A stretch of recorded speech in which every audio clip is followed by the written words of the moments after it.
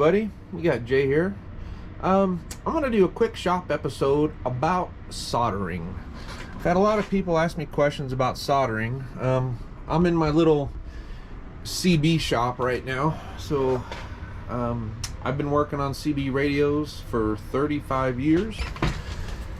So I've done quite a lot of soldering. I'll just give you a quick shot of the shop here. So one of the tricks to soldering is your soldering gun. Alright, so most people use a little soldering gun like this. This is actually a good one because if you see right there, it says 60 watts. Most of these that you get are only 40 watts. That's not enough power to solder heavy gauge wire. Now, if you're soldering little PC boards like this, that's, you know, on the CB, yeah, that's fine for stuff like this. So let's get that out of the way.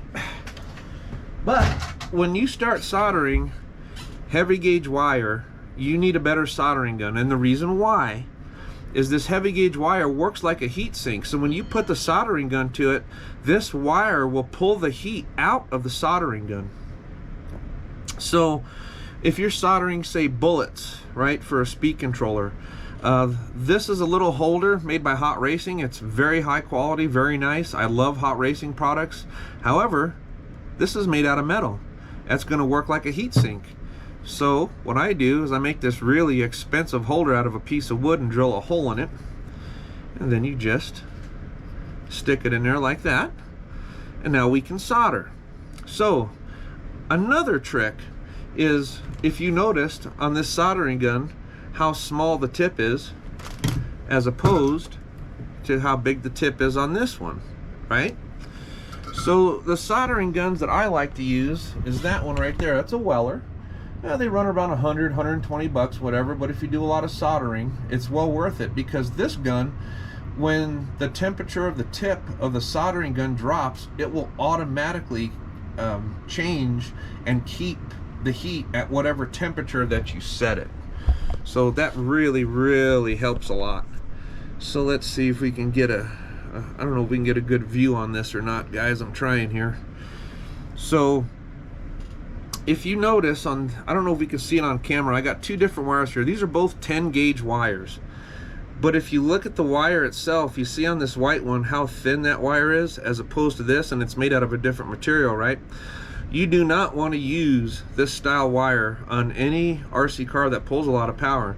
That dry car that I showed in the beginning of my video pulls almost 400 amps, and wire like this, it will melt it. So you have to use wire like this. All right, so let's get down to business. The first trick is called tinning. So you have to put solder on both pieces that you're going to solder. That's called tinning. So once we do that, let me show you this trick. Little water in a sponge here, and that will clean the tip of the soldering gun. Let me get this untangled. So if I clean, I just wipe it. This is some water on the sponge, but you see how nice and shiny that tip comes out, and that's what you want. Okay, so now let's get to tinning this. I'll just twist these together a little bit so it'll fit down on our bullet plug. First thing we do is put a little bit of solder on the gun. That'll help transfer your heat. So I hold this on the side as I feed in my solder.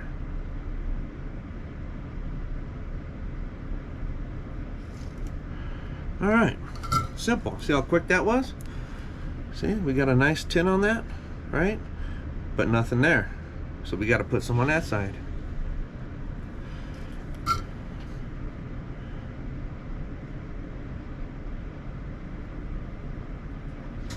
All right, now that wire is all tinned up.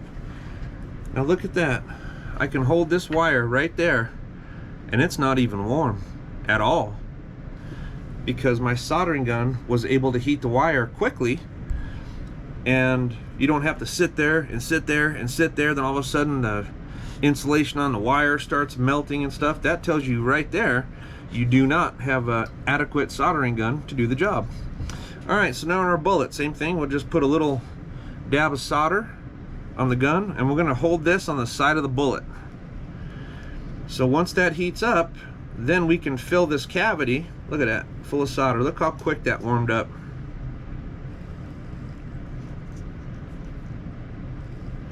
Alright, so I usually fill them, oh, I don't know, maybe 3/4 of the way. I don't know if you can see that or not, but it's about 3/4 of the way full-ish. Now, so what I'm going to do is same thing, put this on the side of the bullet, make sure that that solder in there is melted, and then I just simply stick that in and I'm done. Look at that. Now if you want this to cool off a little faster, you can always take that sponge that I used to clean off my tip with, just touch it. You can hear that sizzle, and look at that. We have a beautiful solder joint, nice and pretty. And I guess for heat shrink, I'll show you guys a pretty cool trick with heat shrink. So with heat shrink, if you stretch it, it will shrink more. So you see this stuff, it won't even fit over this, right? Show you a trick. So I'm going to take a piece of it here, about so long, whatever. And then you take a pair of needle nose pliers and you stretch out the heat shrink. But you got to be gentle. Make sure you don't rip it. Just work it. Turn it a half turn, stretch it, turn it a quarter turn, stretch it. Now flip it over, do the other side. Half turn, stretch it, stretch it. Okay, now that we have stretched our heat shrink, oh, it folded over on me there.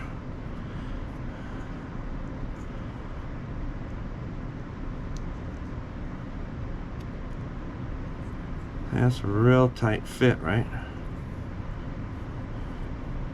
But this will shrink more. Let me stretch it just a little bit more. Got to test fit it, get it to the diameter that we want.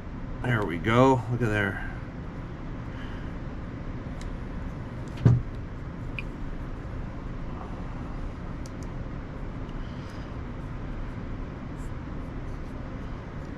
Alright.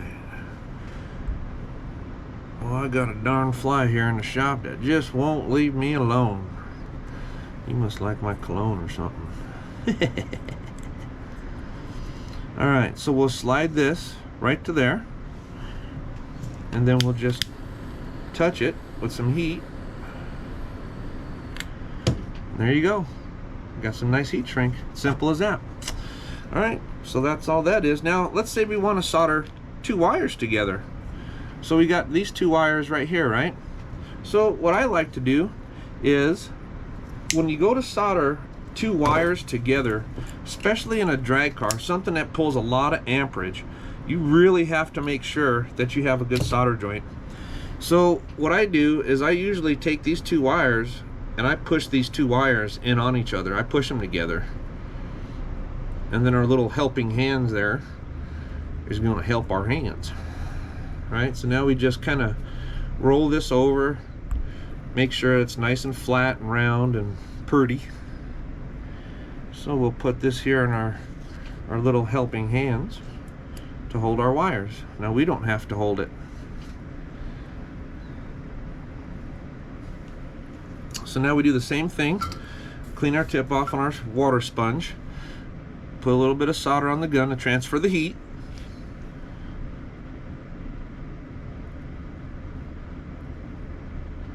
And look at that. Look how quick that warms up with a good soldering gun, guys.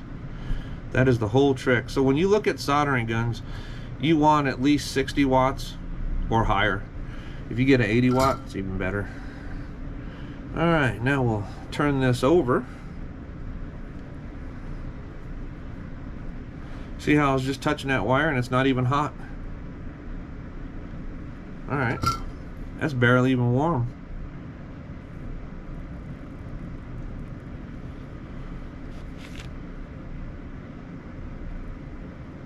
But you got to remember, this heavy gauge wire works just like a heat sink. It pulls the heat out of the gun. It tries as hard as it can. So you got to have a gun that'll keep up with the loss.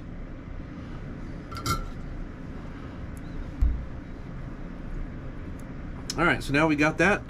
So sometimes if you want, you can take a pair of pliers, whatever, and you know, just kind of make sure it's nice and cylindrical. Then we'll take our heat shrink. Don't need a very big piece. Maybe about like that. And then we'll stretch it again with our pliers just a little bit. We don't have to go as far because we're just going over the wire, not the plug.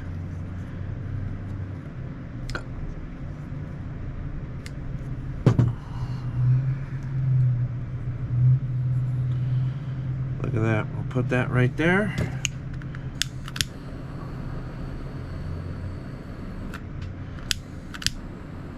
That's it. We're done. Now you got a solder joint that will not come apart. As hard as you can pull, it ain't going to come apart. Alright, so real quick, I also had some questions about capacitors, cat packs. So a big misconception with cat packs is everyone thinks the bigger the better. That's not true. So you have to find a cat pack that serves the purpose of the vehicle. It depends on how many amps it's pulling. It depends on your voltage ripple, how low that goes.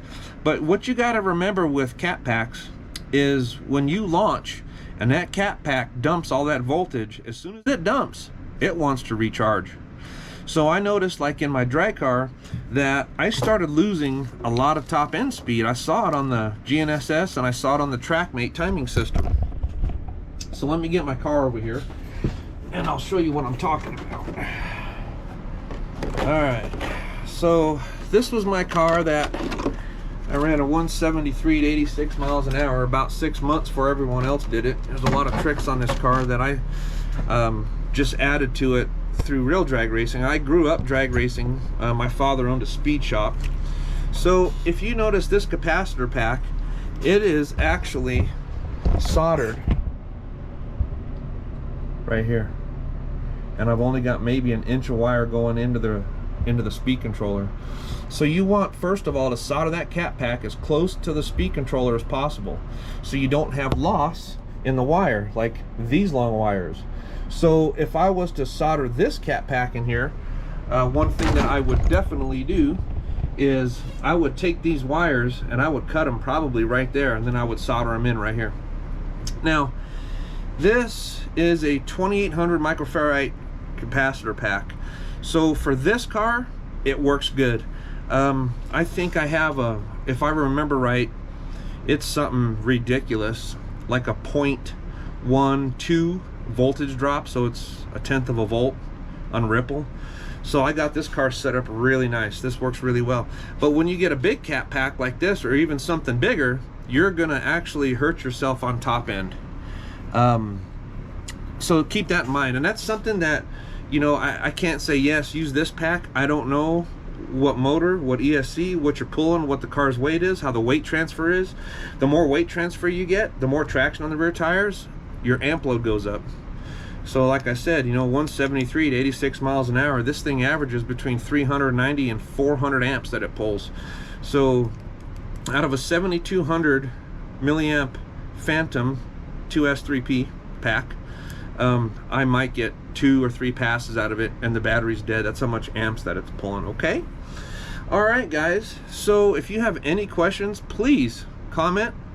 Let me know what you think. If you got any tips you would like to add, please comment, and let's see if we can help people out. And there's all your tricks for soldering. Have a great day. Stay safe. Bye bye.